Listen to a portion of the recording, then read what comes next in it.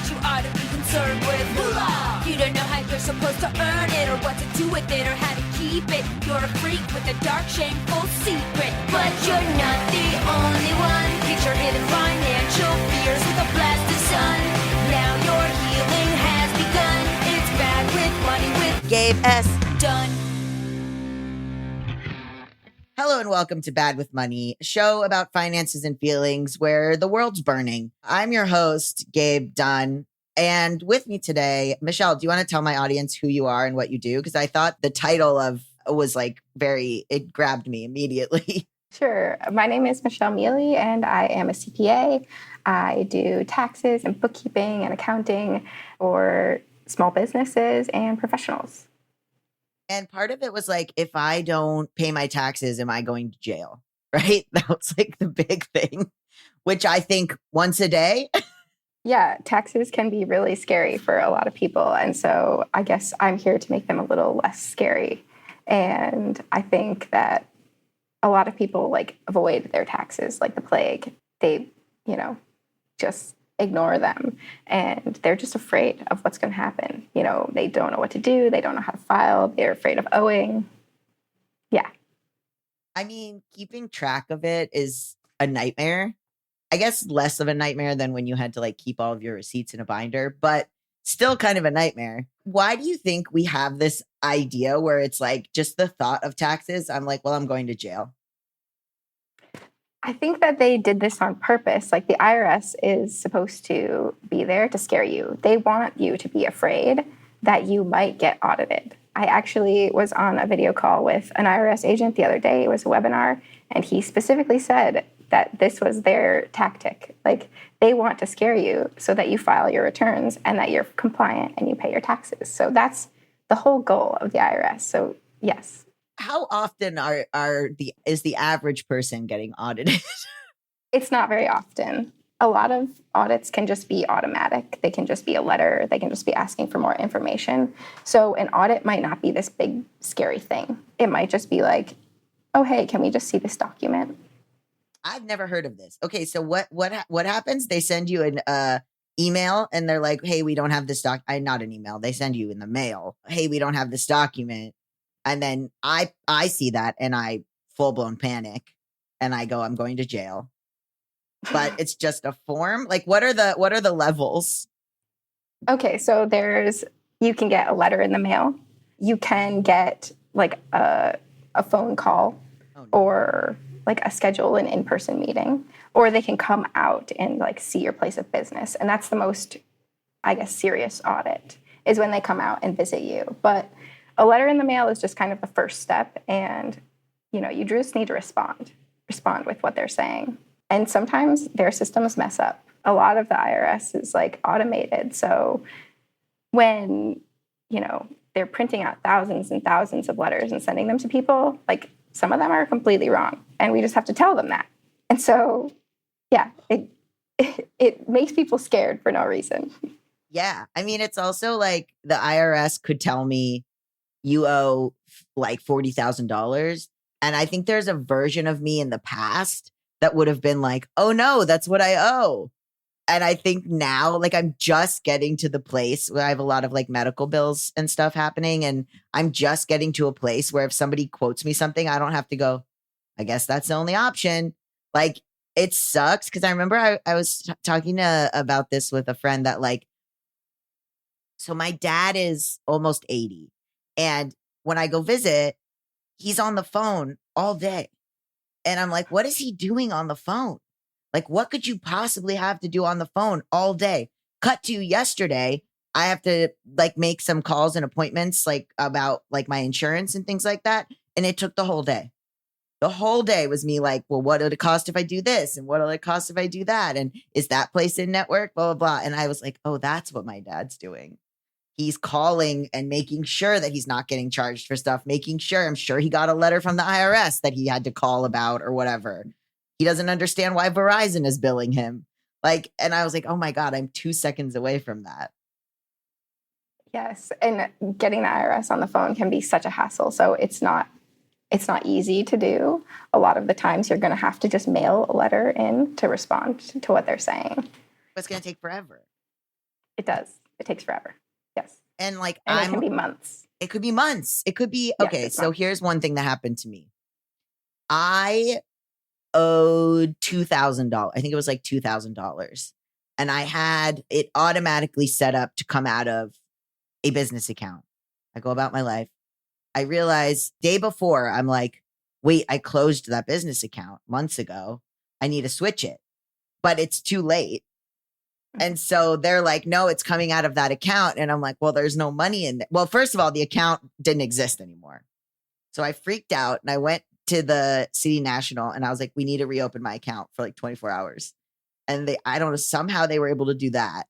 So they're like, fine, we can reopen your account. Then when I had to go in person, then the money came out of that not account. Like that, the money came out of that. There's nothing in there. So it was going to be, like a overdraw. Fine. So then I was like worried that since that wasn't going to go through, it was going to be like that. I didn't pay my taxes. So then I paid them out of another account. So that was double what I owed. And then I had to wait months for them to like sort it out, get it sent back to the other. Like I had to like follow up, like call, like whatever, this whole thing. And it took forever to get that money back. And now I'm just like, I guess I could have just waited and then they would have said, hey, this check bounced or whatever. And then I would pay again. But then I kept getting things in the mail that were like this, because it wasn't marked as paid. They were like, I kept getting like very scary letters in the mail that were like, you're going to get interest. And now it's up to 2,500, you stupid. Exactly. This is a mishap that happens. And then you're like stressed for 6 months. Yes, this is common. Like the payments can get confused or like that. Yeah, you miss a payment and you don't realize and now you're not in compliance. But you just need to get a hold of someone usually, whether that's via like phone or a letter. Here's where I fucked up though, because it was the same amount. So like it was like 4,000, it was like 2,461, right? So when I would call, they would say, yeah, it went through. And I'd be like, no, the other one. And then I'd be like, that one's going to bounce. Did the other one go through? And they'd be like, yeah, the one for 2,461. And I'm like on the phone being like, they are both for 2,461. I don't know how to explain to you. Like, it was like impossible. Like, I feel like it's one of those things too, where you're like have to close your eyes and be like, okay, how do I explain this in a way that will be comprehensive? And then you go through the whole thing. And then the person goes, yeah, I see the payment right here. And I go, which payment? And they're like, the one for, and I'm like, but which one is it? And they don't know. And I don't know. And then I'm just getting letters in the mail that are just like, it's gone up $200 more because you fucked it. So one really good thing is to create an individual IRS account for yourself. And then you can go in there, you can make payments from there. You can see what payments have been made and you can see what payments have been pending. You can see, yes, pending too. Okay. Michelle, it was under pending and pending took like 6 months. Sometimes things can get stuck in pending, but at least you can see that it's there then. Is that real? For a while, I started being like, is it pending? Am I making that up? It is real. Sometimes there are things that they're like looking at. Sometimes there's like red flags. Sometimes they just can't figure it out or they don't have enough people. I'm sure you've heard of all the cuts that were made a few months ago, and there's about a 25% reduction with the IRS staff. Whoa. So that means that they're going to be like going towards automation. Like they're already headed that way. So that's why like you'll automatically get letters, like things get automatically processed. But when things are wrong, start having issues because there's no way to solve them or it's difficult to solve them. Yeah, I can't imagine how automating this is going to give people accurate information that they don't completely freak out over. Because you could just get something in the mail that's like, you owe $40,000. Then you could be like, oh my God, I owe $40,000. And then you just like panic. Yes. Yeah. I mean, that definitely happens. Oh, I was going to say when that does happen, be careful because there are companies out there like IRS tax resolution companies who tell you we can get your payment down pennies on the dollar. And sometimes they can. Sometimes that's totally true. There are ways to, negotiate with the IRS, but it's not applicable for everyone. So just be careful of who you're working with and make sure that you qualify and make sure you understand what possibilities are real for your situation.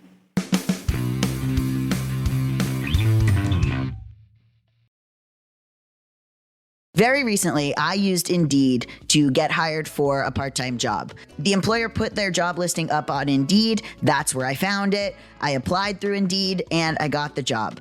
Indeed made the hiring process so easy. I was able to search for all kinds of jobs based on my skills and being able to look at really easy to read descriptions from the jobs about what they were looking for in a candidate. If I needed to hire someone again, I would absolutely use Indeed. And I also have been telling everyone when they've been saying that they want to look for a job or they don't know where to find a job, I was like, you got to use Indeed. I've literally told like 4 people like, oh, I found this job on Indeed. That's where you should look if you're looking to find a job. And the job I was looking for, they needed someone really quickly because they were growing so fast. So they needed to hire the right person very fast, and it was so important. When it comes to hiring, Indeed is all you need. Stop struggling to get your job posts seen on other job sites. Indeed's sponsored jobs help you stand out and hire fast. With sponsored jobs, your post jumps to the top of the page for your relevant candidates, so you can reach the people you want faster. And it makes a huge difference. According to Indeed data, sponsored jobs posted directly on Indeed have 45% more applications than non-sponsored jobs. I sincerely love Indeed. I went on there. It was incredibly easy. I literally got hired in September for a job actually using Indeed. I know this is a podcast ad, but I mean it. I really did use Indeed. I really do recommend Indeed. It all happened so fast and I didn't even have to really stress. I found what I wanted.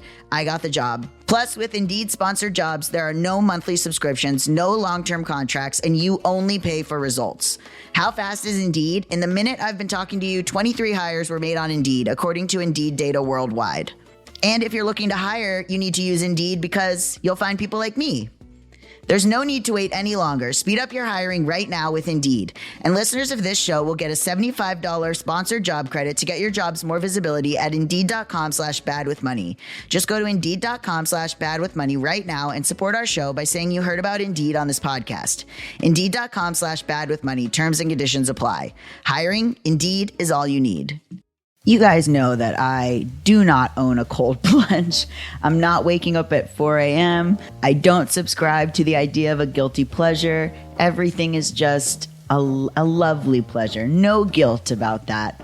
And no matter what our day looks like, we need nourishment that fuels us. Kachava's whole body meal shakes will keep your body and mind nourished all day. My first impression of Kachava was the absolutely gorgeous packaging. It is so cute and stunning. And then once you get down to the flavors, they are awesome. I need an extra boost all the time. And instead of absolutely mainlining coffee and giving myself vitamins and minerals, 26 of them, fiber, superfoods, nutrients, all of that I need. There are 85 plus superfoods, nutrients, and plant-based ingredients.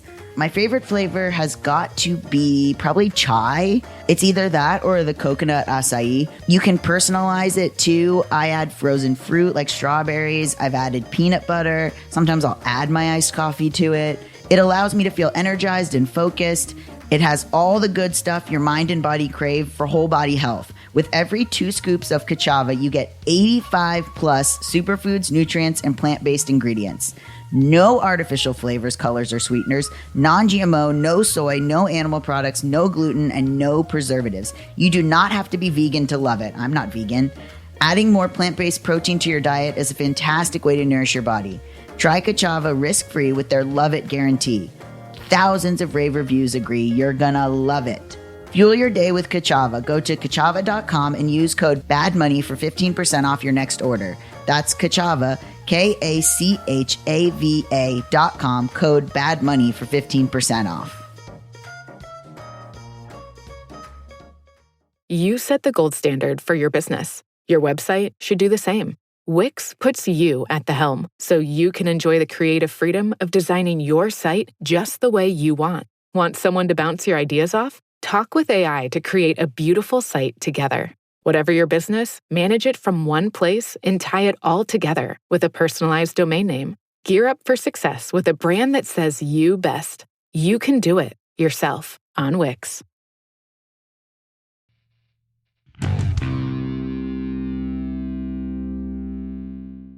Okay, so I had a guy on from the Tax Foundation, which was hilarious.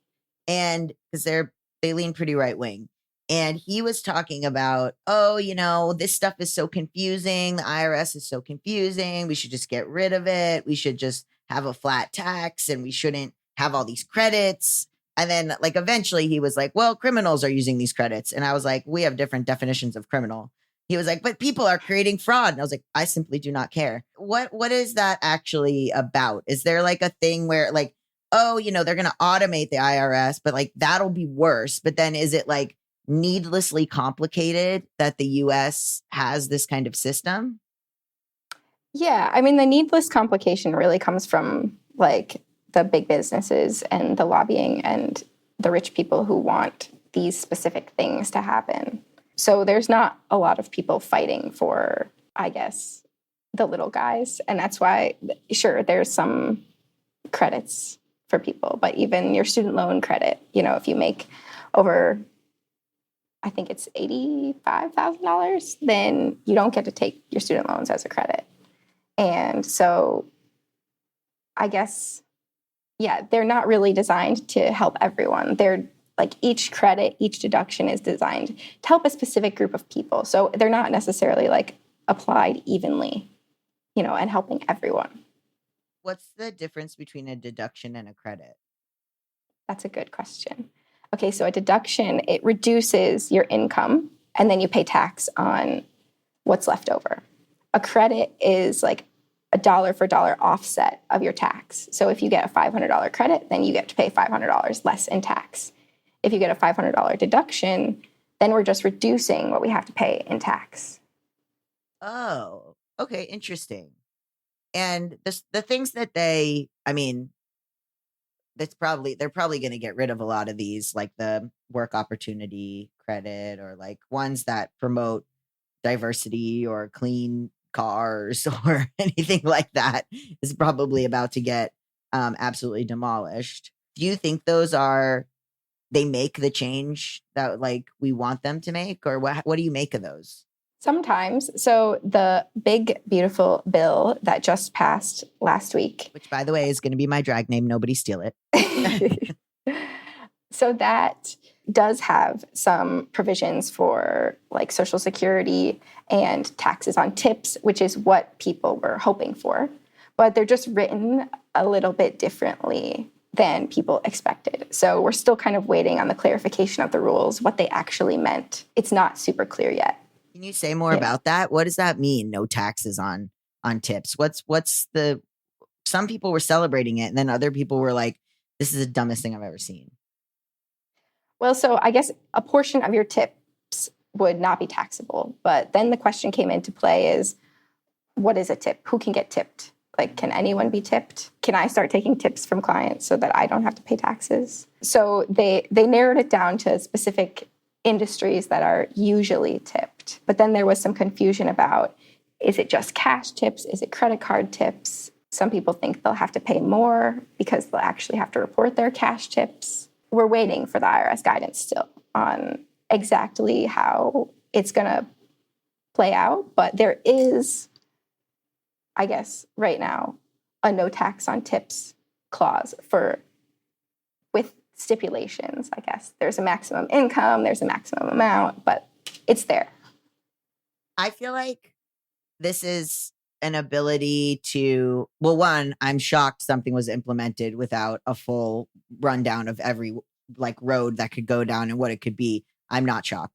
But two, I feel like my conspiracy brain is they want you to report cash tips so they can, and if you don't, they can penalize you because undocumented people get paid in cash or cash tips, or people that, maybe work in industries that are less regulated, or they can just go in and raid, any kind of business that they might think has foreign people working there. because they're like, well, I don't know, masseuses get tips, like restaurants get tips, like they can just, I'm like, this is a sneaky way to have more input and like get more from people, but they don't realize these people don't. Also, like, what right-wing person is like, I don't know, it's just kind of crazy. It's just like you're it benefits you, but you have no idea what it's going to shake out to be. And a law, especially an IRS law, is rarely that straightforward. And it's just going to end up being used for evil.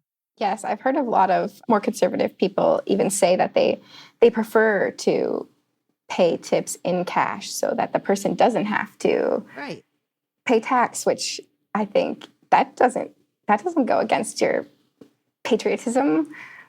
Don't you want to pay your taxes? Don't you want other people to pay their taxes? No. Let me go back for a second. What is the cutting the IRS about? Well, a lot of people, I guess they offered like retirement buyouts for people. Right. And it was just kind of part of the cutting that the Musk team was doing. Why the IRS? Does that have to do with these rich guys not wanting to pay taxes? Like, why? I mean, probably. When the IRS is bigger, when there are more employees at the IRS, like more tax is collected, should have been paid. So there's a direct correlation that this specific thing, IRS employees help us bring in more taxes. Right. Yeah, I've been looking into a lot of stuff with regards to the cuts. I was just looking at something about the employee retention credit that happened during COVID. And it was talking about how, it's like for small businesses that retain their employees and then the PPE loans and stuff. But then it started going to like, well, a restaurant is technically a business that retains it because they made a loophole for restaurants. And then Ruth's Chris's Steakhouse was like, we're a restaurant. They're a company valued at like $220 million. And they were like, they got like a $20 million loan. They did end up giving it back because everyone boycotted and was like pissed. But it's like this stuff gets worked around and it seems like all of these things are built to be exploited, but not by the people I want to be exploiting it. This is like my rabbit hole. But I was just looking at a thing where it was like the DOJ, it was like a press release for 7 people who were caught committing fraud using that credit during COVID. And it was like they were caught and they filed 800 tax returns and made like $60 million, these 7 people. And I was like, oh, wow, that sounds really bad. But then I like researched more. $60 million is peanuts compared to what Boeing took, compared to what, like, why are we not arresting Boeing? Like, it's just like they choose who to go after. Yeah, they do, especially with that. There's companies, I worked for 2 companies during that time and applied for credits for both. And one of the companies was a group of 40 doctors. They got their $2 million, spread it out between them. Happy day. The other company, a construction company, they actually needed the cash, didn't have the money to pay employees. Like their owners took money out and they still haven't gotten those payments. So, and they didn't get the loan. They did get a PPP loan, but they didn't get those employee retention credits because they were taking so long to process. So that's the thing, is that I'm coming to this, going back to if I don't pay my taxes, am I going to jail? I'm coming to this thing where it's like, who is a criminal? Like what constitutes a criminal? So is it the guy that's like put all of his money into offshore accounts and he's dodging taxes? Is he a criminal? Or like is somebody who like forgot a form because maybe English is a second language or whatever? Are they a criminal? So that's a really important distinction. So when you're asking, like, am I going to jail for not filing and paying my taxes? The answer is usually probably not. Like the IRS doesn't want to put you in jail. They really just want your money. But if you are avoiding and misfiling, hiding your money in other countries, then that is when you can go to jail. So people who are just forgot to file, scared to open the envelope, scared to look at that letter, you're not actively committing fraud and you're not going to go to jail. there are people, if you're making mistakes on purpose, and then that's the only time really when the IRS will try to put you in jail. So we're not when it kept going up, they kept sending me letters saying, oh, that's going up because you're not paying, when I knew it was pending for 6 months. When I called the IRS, they were like, don't ignore those letters. They're not real. But why are they still coming then? I think the not wanting to open that stuff, I don't want to see what I owe. It feels you're right about it's scary. It just becomes scary to get involved in it. If I get a letter that's you filed a Form C, but it was supposed to be a Form B, I'm like, okay, well, I'll just turn myself in to jail. Yeah. I mean, I won't, but you're right that they've created it to be scary on purpose. But also the people who have the wherewithal and the time and the resources to skirt certain, to make things deductions and skirt certain things don't need it. Yeah, no, they have enough money to pay for it. They pay for the tax planning, and that's why they don't have to pay taxes. Say more about that. Oh, because they have an accountant who does it. Yes, yeah. When you mentioned the tax lobby, what are you referring to? I guess there's always certain little credits, like you said, the energy credit you mentioned. There's, for a while, there was the teacher deduction credit for expenses that you spend in your classroom. There's always a little interested group. There's a special rule for horses when determining whether it's a business or a hobby. Wow, a horse came to Congress? That's crazy. Yeah. Yeah, and they lobbied for themselves. So stupid. Yeah, they said we're a business, not a hobby. They said hobby horse, not her. Yeah. Business horse. Yes. We want those deductions. That's what they said.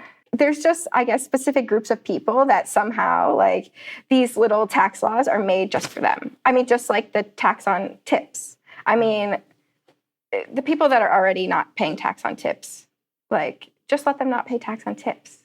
If you make this a law, then now you're singling them out. Right. And other people are going to be mad because, I still have to pay tax on all of my money because I don't get tips. So I guess that sort of inequity is what's created with the tax lobbying. It's interesting because the guy from the Tax Foundation found it paternalistic that he's being incentivized to get a certain car because it's better for the environment. He doesn't get to make his own choices.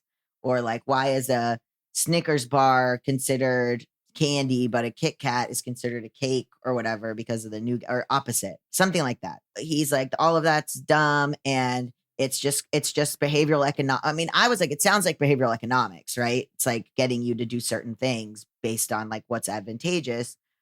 But then I also, when he was saying that, but I was also don't you think it's good for the government to give a little incentive to someone to do the right thing? And then also based on science, but then also then don't get the car. Do you find he was saying this is basically a nanny state?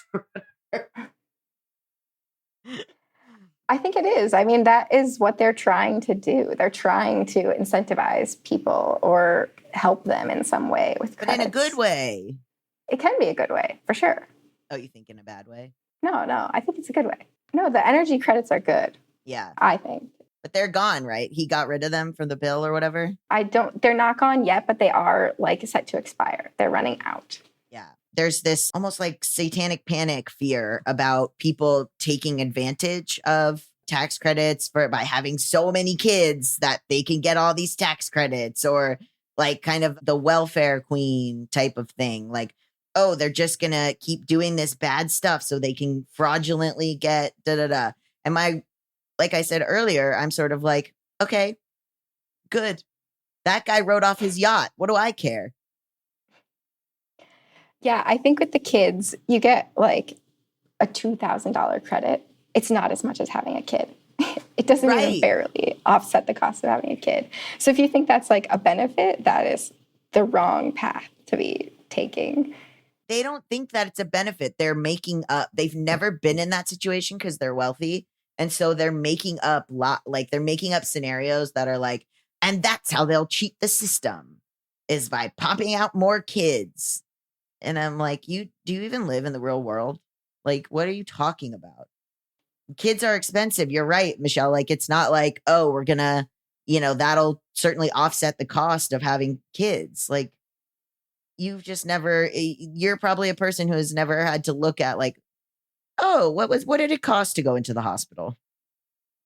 You just gave birth to your baby. I assume named something like Huntington Maxwell III that you call Trip. And then we're just supposed to like take your word for it? No. Yeah, and your employer insurance covered the whole thing, right? Exactly.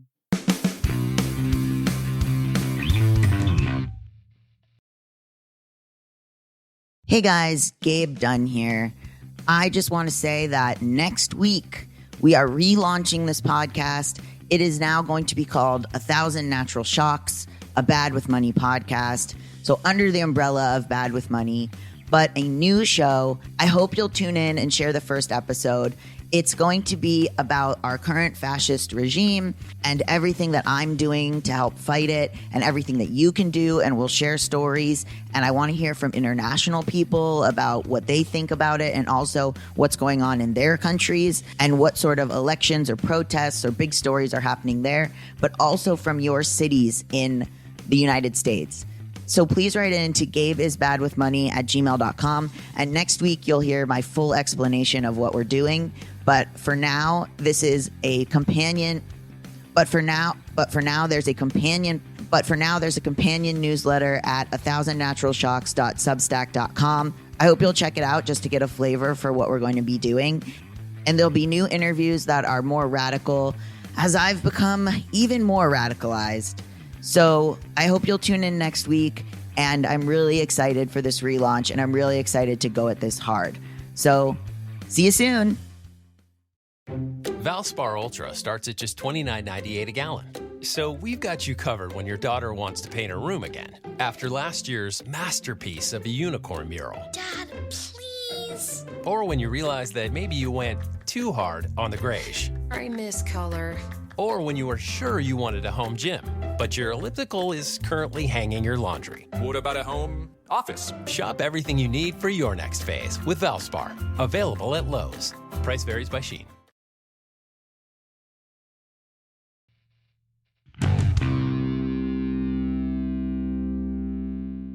Let's talk about this talking point that keeps coming up that I'm also down a rabbit hole about, which is, well, immigrants pay taxes. Undocumented immigrants pay taxes. So is that true? And can you talk to me about like that argument and also why that is and how that works? I know we pay taxes abroad. Like if we go abroad, we pay taxes for like the US, which by the way, we're like one of the very few countries that makes our people do that. But yeah, what is that about? And if you don't have documentation, how do you get like a tax ID number? So you can apply even if you're an undocumented citizen and you're not allowed to work in the U.S. Really? You apply for an ITIN, which is like a pseudo social security number. And that number is what you use to apply and file your taxes. Even if you're not legally allowed to work, some people will still like give someone else's social security number in order to work. And people think that this creates a lot of problems. Sometimes it does. Sure, yes, that person should not technically legally be working in the U.S.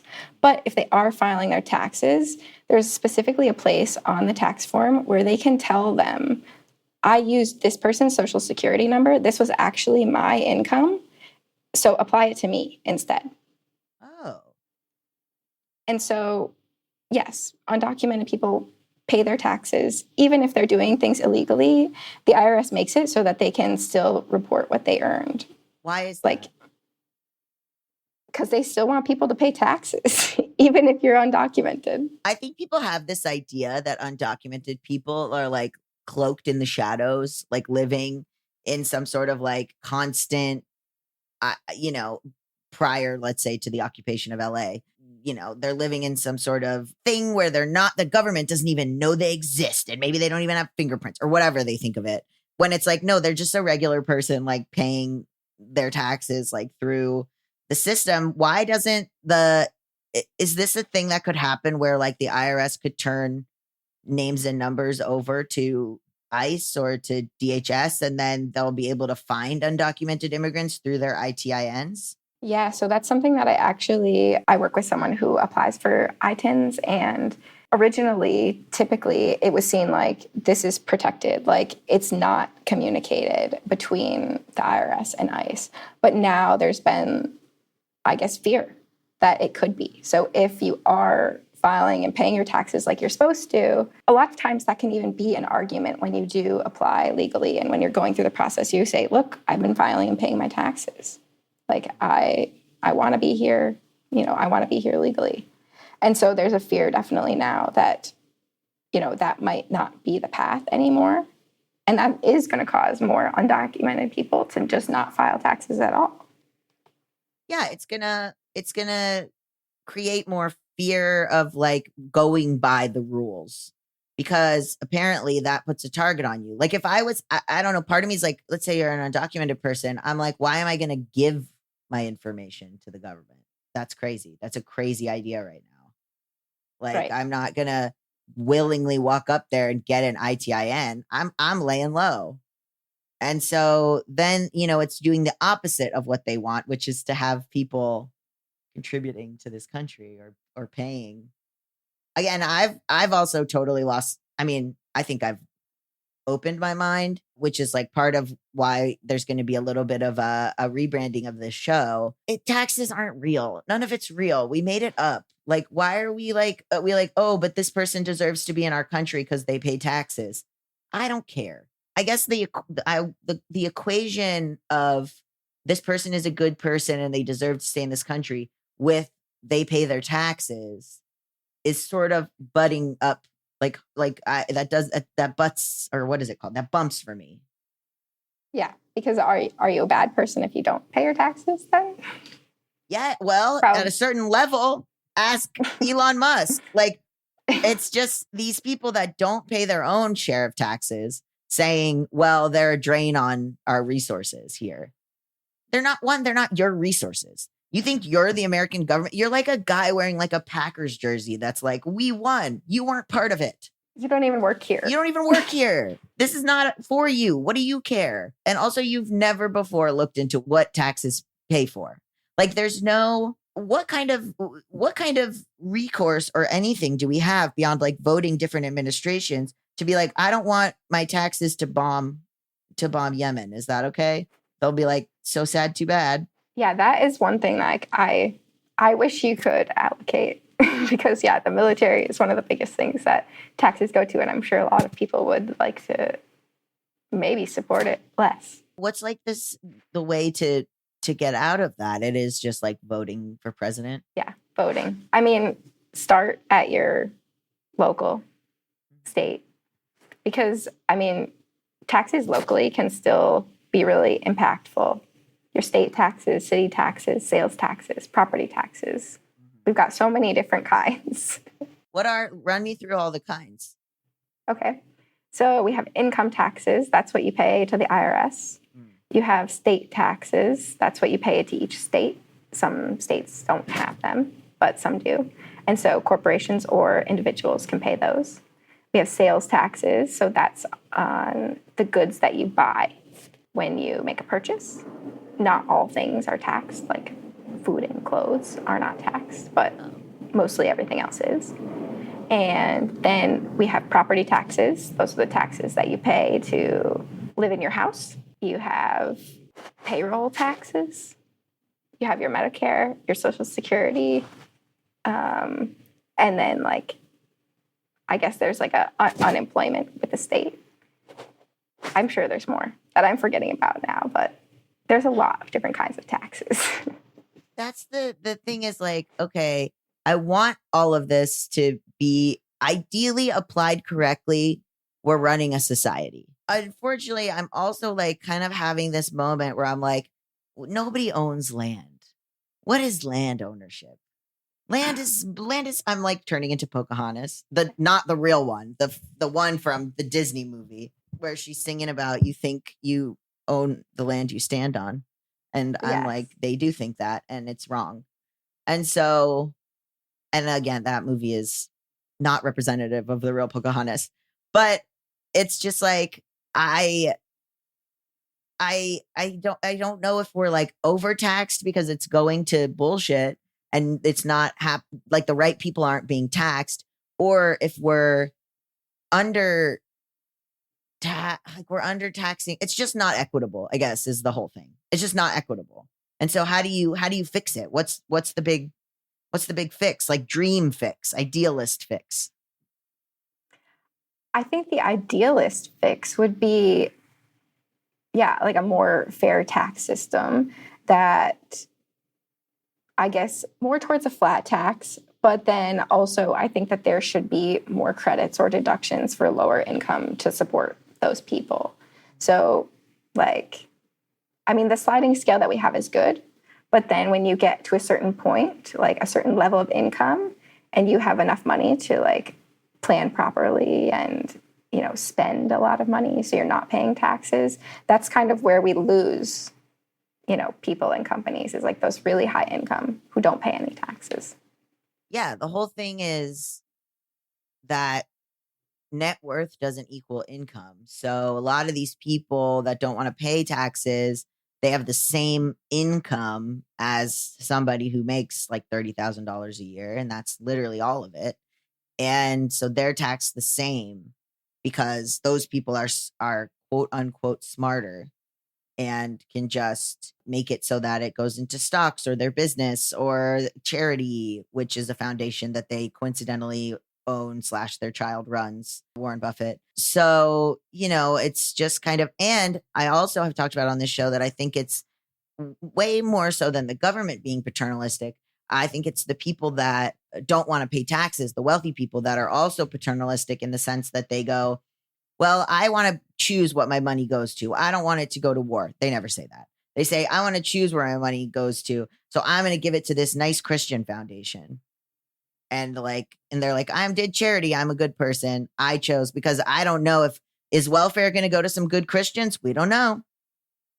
How do we know the people benefiting from the care credit how do we know that the people benefiting from these tax credits believe in Jesus? We don't. And they better believe in Jesus. Yeah, charity is an important, I guess, incentive for the ultra rich, like creating their own foundation so that they can put money towards whatever they want, really. The charity deduction, I assume, had noble intentions in the beginning. So, yes. And it's, for the most part, the last few years, if you were just a regular person donating to charity, there would be no benefit. Like if, Gabe, if you put $100 last year to an organization, you got no benefit from that on your taxes. But now it's coming back, so people can get up to $1,000 benefit for donations for, the little guys too. And so I think that's a really important change. When did that change? That changed with the big, beautiful bill last week on Friday. Interesting. I wonder what nefarious reason there would be for that. I assume. I would hope incentivizing people to donate to charity. Yeah, and there's nothing and there's got to be some sneaky bad reason why. I feel like it's like that thing where it's like, oh look, it's like a little duck. Oh, that's so cute, and then the duck is like, and you're like, I knew it. Yeah, here it is. It's charity or churches. Ah, right? See, you can't trust it. You can't trust it. It's like, it's always some sort of secret, let's give money to evangelicals thing.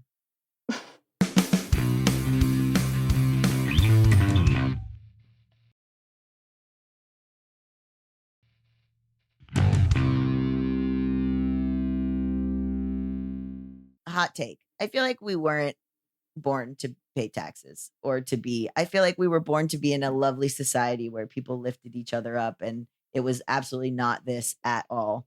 I guess it's just anarchy is what I'm talking about. You know what I mean? Like, I feel like I'm having a spiral where I'm like, all of this is made up. We could have just like that tweet that's like, we could have just chosen to vibe, but instead we invented taxes. Yeah, I mean, having no taxes would be nice, but I guess how do you support people. You just rely on the people who want to support people. And what did I just say? I said, oh, they're going to give it to like mega churches. They're going to give it, they want control in a way that is sort of like deemed positive. But if you actually think about it, it's like, well, because I want to give it to my own foundation that my son runs, because I want to give it to, this, and this. And so I'm not right about the no taxes. I guess I'm just sort of taking us back to early Mesopotamia, where we like really shouldn't have done what we did, and like the colonization of everything. And so colonizing and stomping on everything, and then saying like, oh, we got to create a society that's a worse society. Hey, we came to America. Welcome to it's worse. We made it worse here. So I also talked to someone a while ago on this show about abstaining, like people that abstain from paying taxes, and either it's by never making enough income to get taxed, and they kind of live this specifically boho lifestyle politically. It's a political statement, or it's people who are just like, no, I'm not going to do it. I'm not doing it because this government is bombing, and I'm not doing it. Conscientious objecting or whatever. What happens to those people? Yeah, let's talk about what happens when you don't file or pay. Yeah. So at first, when you don't file your taxes, like let's say you missed the April 15th deadline, nothing is probably going to happen at first. And then next year, maybe nothing is still going to happen. And then eventually you might get a return or a letter from the IRS that says we filed a substitute return for you. Yes. So that means that's like your worst case scenario of a tax return. So they took all the income that they had. They don't know about your deductions since you didn't tell them.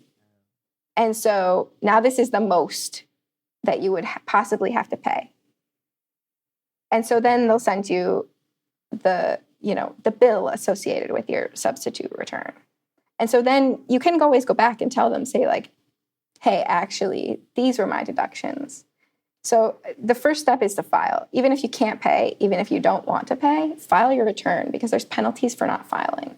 And then in terms of paying, once the return is filed and they say you owe this and you go, no, what happens then? Well, okay, so ideally you would set up a payment plan and you would, work through and pay it. If you just don't get a payment plan, eventually they'll try to come after you with like liens. They can garnish your wages. Yeah. So they'll try to get their money for sure. But at least if you're like actively filing your taxes and they're trying to get your money, like you're going to end up paying less in penalties if you're up to date on filing at the very least. A lot of times you can't really avoid not paying if you have just a regular W-2 job because it's like just taken out of your Right. It's check. taken out. Yeah. Yeah. Can you call them and negotiate? Is it like where they're like, they want their money so badly that you can be like, look, man, I got $500. Let's call it even. Kind of. There's like, you can't usually just call and negotiate. There's an official process. But yes, sometimes if you get a giant bill that you can't pay, there's a process. It's called offering compromise. And you're basically proving to them, I'm never going to be able to pay this balance. Can we negotiate? And then they'll talk to you and negotiate. If you don't qualify for that, there's still other things you can do. You can still try to get penalties removed. You can still try to negotiate with the IRS. Ultimately, they're going to try to get as much money from you as they can. But you could technically, if you had time and wherewithal and the fortitude and constitution for it, you could sort of be like, 400 final offer. I guess it's a really specific process. You have to prove like with the bank statements and stuff. But yes, like you usually have to owe over $50,000 to start with as a baseline. And then they'll negotiate. 50,000 and you just go 400, call it even. Some people can. Some people like they don't really end up paying anything because maybe they had a business, maybe it went out of business, maybe it's been years and they are just so far behind. So it is possible, but that's definitely not the solution. That you don't want to go that road if you don't have to, because it's usually costly to do. Yeah, and it just costs your time as well. Yes. What about, okay, so the one thing from the big beautiful bill that I remember is that people were gamblers were upset because there was some sort of increased tax thing for winnings from poker. Could you explain that?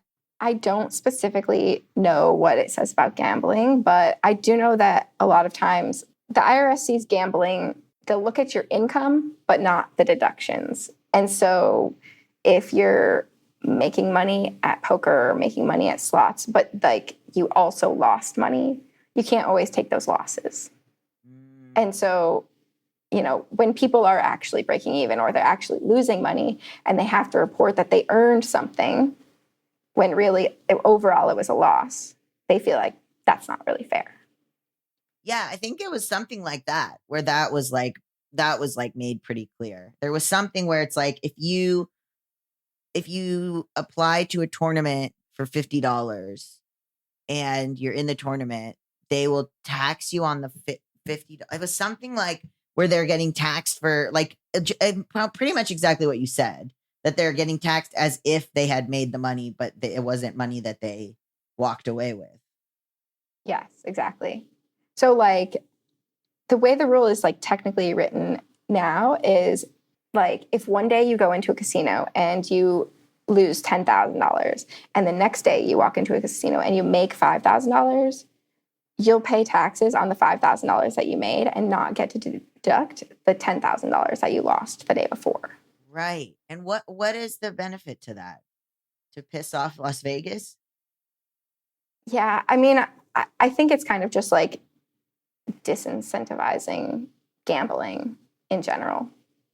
But I also think it's going to hurt the economy because they have all these tournaments here in the US, and they have, like, I heard people saying, you know, I love to look around in niche communities. The poker people were like, well, they're not going to have the like World Series of Poker here. Like they're not going to have, why would they have, you know, any sort of big poker events or tournaments here? And so I was like, okay, another tourism industry / you know, thing that / like ability to bring in money for an economy that's sort of dead in the water again. Even though, I mean, if it's some sort of evangelical thing where somebody was like, please, you know, disincentivize gambling because of Jesus. But I also am like, what did you not think through how this would affect the economy? Like there's just so many spinning plates. I think that with the poker professionals, it can be a little different because a professional can be seen as running a business. If you're actually a professional and you're gambling, I think that there is probably a way to structure and set up your business to take those losses. But for like the average person who's just like going in and gambling, yeah, this could cause extra taxes for someone who just, you know, walks into the casino. Yeah, this person was saying if you're a professional, you can only deduct up to 90%. So it's like before the big beautiful bill, gambling losses could be deducted up to gambling winnings. So for example, if you paid $10K in tournament entries and won $10K, you would have had a net of zero gambling income. With the passage of the bill, you can only deduct 90% of your gambling losses. So let's take the example above. Instead of having zero net gambling income to pay taxes on, you will now have a taxable 1K of gambling income. 10K minus 9K, 90% of your 10K losses.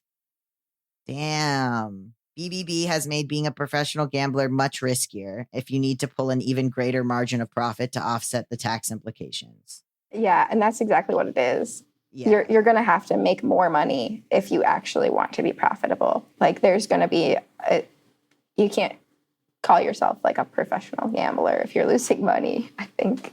Oh my God. Everything's a conspiracy because I'm like, wait, now they keep having celebrities send us to get us to try to do that online poker shit. And like Jimmy Fallon's trying to beckon me to play online poker. You're not going to get me, Jimmy Fallon. And the sports betting is really big too. Right. How does it affect sports betting? I think it affects it the same way because the sports betting is in the same category as gambling. Why did you want to be a CPA? I really like accounting and taxes. You remind me of Stephanie, my friend Stephanie Lee, who's a frequent guest of this show. Was like, I love accounting. And I was like, good. You know what?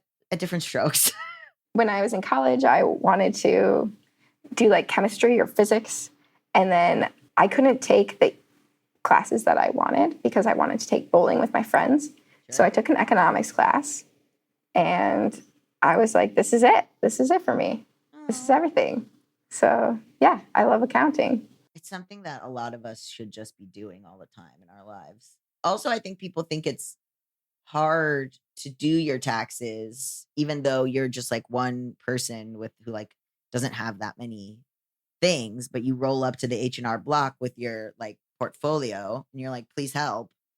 But I mean, do you think it's easier to teach? Like, could you teach someone to do their own taxes? Do you think anybody could learn that? I think anybody can learn it, but I think keeping up on the tax law and that's why you need a CPA. yeah, I mean, you want to make sure like you're taking the qualified business deduction for your business, like, and you want to make sure you're getting that extra little credit, and you want to make sure that, oh, did your CPA ask you like about your home office? Right. You want to make sure that you're taking all those things that maybe you might miss when you're clicking through a software.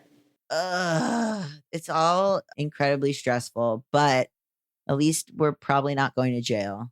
I mean, who knows? You know what I mean? Not for this, but maybe. Because the IRS has so much information about people. Like, if they're corrupted or if they're, do end up working with, I don't know. It's like, that's a really vulnerable spot, I think, especially because it has information on almost everybody. It is. I mean, there's data requirements even for us just as preparers because we have to protect taxpayer information. And so, yeah, I mean, definitely like allowing the wrong people into the IRS and having access to that data is a problem. I think there are tons of attacks on the IRS and the data that they have, like from other countries even, that they're trying to keep our data safe. Yeah, I remember. Yeah, I read or I've seen that other countries are like, oh, they trying to hack the IRS. There was one recent hack where they hacked like natural foods something. So then like it was like a distributor for Whole Foods. So then all of Whole Foods was like hacked basically by a cyber attack, and like they didn't have access to like their inventory, and like that's why I went to Whole Foods one time and they were out of toilet paper. And then nobody talked about it. I saw one article and then it was like I feel like the people, there's so many systems that are so vulnerable, and like the IRS is definitely one of them. And it's just like, is the call coming from inside the house or is it coming from Russia? We don't know. I think I think you don't hear about it because it's so common, really. Like tons of companies, like major companies, have attacks like this all the time. I mean, you've probably gotten an email in the last month from like some company or website that you signed up with that was like, oh, hey, we had a data breach. Right. We might have accidentally leaked some of your data. Right. And then you just click off. You go, okay, whatever. But then it's like, wait a minute. There's a freaking cyber attack. If you had one thing to say to my audience who, is queer, trans, nobody has any money, what do you want to leave them with? Taxes aren't scary. Let's get them filed. Yeah, the first step is just kind of diving in. Let's figure it out. Ask questions. Ask questions. My fear is also a CPA going, why did you buy that? Or like being like, oh, you don't have these documents, you're an idiot.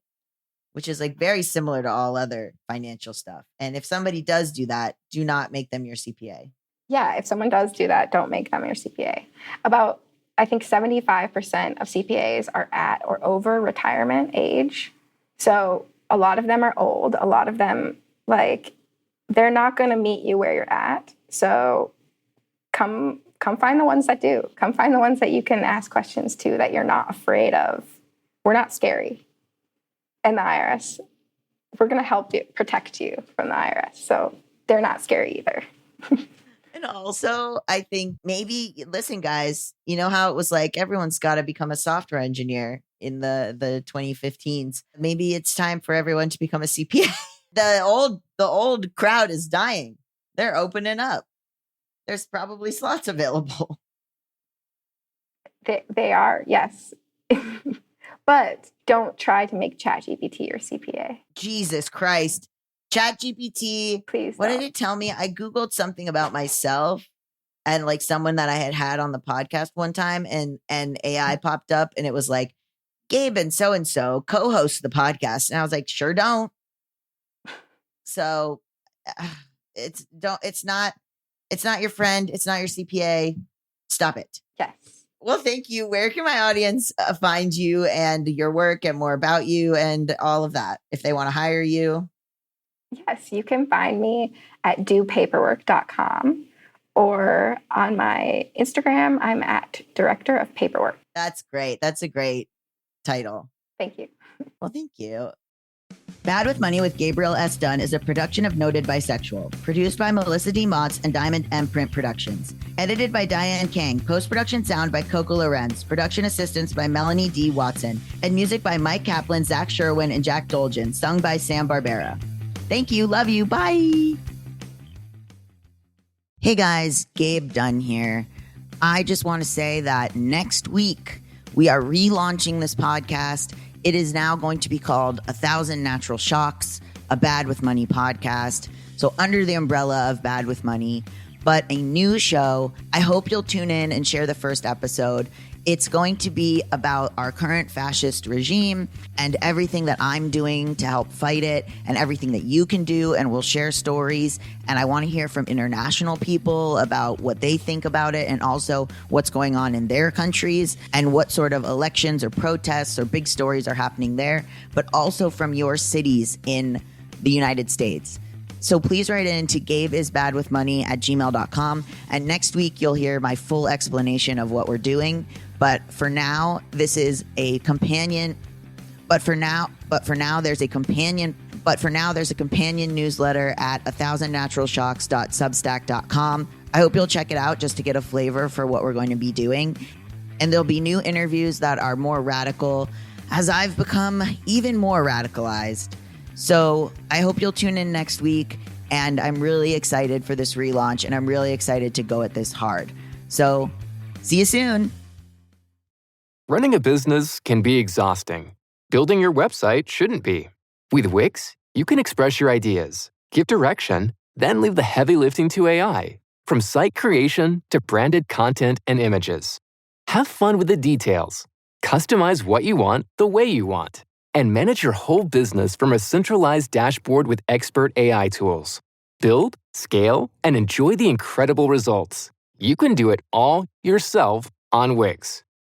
If you're a podcast host, listen up, this one's for you. My name is Allie Jackson. I'm the host of Finding Mr. Height, a dating and relationship podcast that I've been doing for 4 years now, sharing my positive and practical approach to dating that's built on my own life experience. And I wanted to share another experience that I've had, my secret behind monetizing my show. It's called Red Circle, and I was just telling my colleague about how much I love their platform. With Red Circle, not only am I getting a seamless hosting experience, but I also love the support I receive in ad sales. It's not just typical ad sales either. It's targeted opportunities based on my show and my life. And the platform is super simple. You just set your preferences and Red Circle matches you with sponsors that align with your show. You can vet every opportunity and their platform gives you great analytics. More recently too, my Red Circle team has brought me opportunities outside of my podcast on social media to really augment the podcast partnerships, bring them full circle. I just can't recommend them enough. If you want to give it a try, go to redcircle.com to get your free trial. That's redcircle.com for a free trial.